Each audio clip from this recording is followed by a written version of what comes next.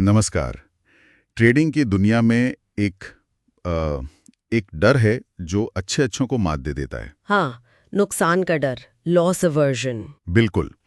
आज हमारे पास कुछ नोट्स हैं, कुछ आर्टिकल्स हैं जो समझाते हैं कि ये डर कैसे काम करता है और इससे निपटा कैसे जाए। हाँ, तो देखते हैं ये जानकारी क्या कहती है। सबसे पहली बात जो मुझे काफ़ी चौंकाने वाली लगी, वो दिमाग से जुड़ी है। न्यूरोसाइंस कहता है कि नुकसान से जो दर्द होता है ना, वो मुनाफा कमाने की खुशी से लगभग डबल महसूस होता है। डबल, हाँ, ये काफी सिग्निफिकेंट है। बिल्कुल। और इसका असर सीधा ट्रेडिंग के फैसलों पर। वो एनएसई का डेटा भी कुछ ऐसा ही बताता है ना। हाँ, बिल्कुल। डेटा दिखाता है कि करीब 75% रिटेल ट्रेडर्स जिनके पास शायद ठीक-ठाक स्ट्रैटेजी भी हो, हाँ, वो सिर्फ इसी डर के मारे पैसा गंवा देते हैं। मतलब ये डर उनको तर्क से सोचने ही नहीं देता। सही कहा। तर्क पीछे रह जाता है, भावना हावी हो जाती है। और होता क्या है ना, मनोविज्ञान के हिसाब से हम अक्सर देखते हैं कि ट्रेडर्स लॉस वाले ट्रेड को पकड़े रहते हैं उम्मीद में कि भाव वापस आएगा। हाँ, स्टॉप लॉस हटा देते हैं, लगाते ही नहीं। बिल्कुल। और दूसरी तरफ जहां थोड़ा सा प्रॉफिट दिखा, डर के मारे जल्दी से निकल जाते हैं, भले ही और ऊपर जाने की गुंजाइश हो। तो ये क्लासिक बिहेवियर है। हाँ, क्लासिक लॉस एवर्जन। तो सवाल यह है कि इस जाल से निकलें कैसे। हमने जो पढ़ा उसमें कुछ प्रैक्टिकल तरीके दिए हैं। हाँ, क्या तरीके हैं? पहला है 5% नियम, सुना होगा आपने। हाँ, रिस्क मैनेजमेंट का हिस्सा है ये। बिल्कुल। मतलब अपनी कुल ट्रेडिंग कैपिटल का 5% से ज्यादा किसी एक ट्रेड में रिस्क नहीं लेना। जैसे मान लीजिए किसी के पास 1 लाख रुपए हैं, तो एक ट्रेड में 5,000 रुपए से ज्यादा का रिस्क नहीं। एग्जैक्टली। ये एक डिसिप्लिन लाता है, बड़े नुकसान से बचाता है। सही है। और क्या है दूसरा, एक मेंटल ट्रिक बताई गई है।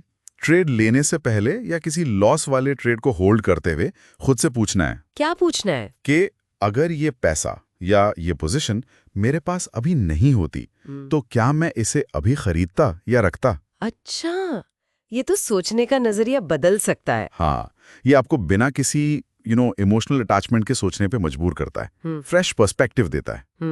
ये दिलचस्प है। और तीसरा तरीका जो मुझे लगता बहुत लोग करते भी होंगे, जर्नलिंग। Trading diary. हाँ, वही।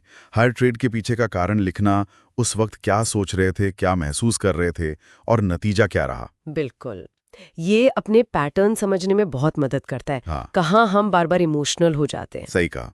और इसी से जुड़ा हुआ एक उदाहरण भी था उन नोट्स में, प्रिया शेट्टी का। हाँ, उनका किस्सा काफी मोटिवेटिंग है। शुरुआत में उन्होंने भी काफी पैसे गंवाए थे, शायद 2 लाख के करीब। हाँ, लेकिन फिर उन्होंने अपनी भावनाओं पर काम किया, अनुशासन लाया, और वो खुद कहती हैं कि स्टॉप लॉस मेरा सबसे अच्छा दोस्त है। ये दिखाता है कि माइंडसेट कितना जरूरी है। बिल्कुल।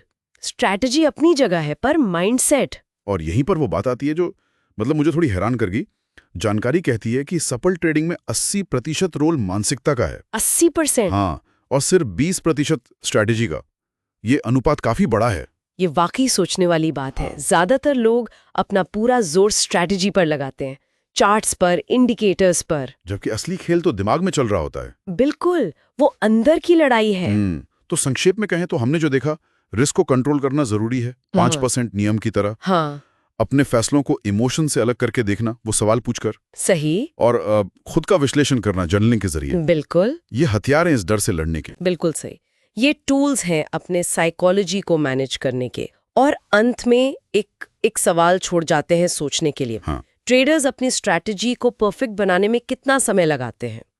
बहुत। हाँ, घंटों, दिन, महीने। पर वो अपनी इमोशनल रिएक्शंस को समझने और उन्हें मैनेज करने की प्रैक्टिस में कितना वक्त देते हैं? क्या असली सुधार का मौका स्ट्रैटेजी में नहीं, बल्कि यहाँ अपने मनोविज्ञान को साधने में छिपा है? वाह, ये वाकई गहरा सवाल है सोचने के लिए। इसी विचार के साथ आज की ये बातचीत यहीं खत्म करते हैं।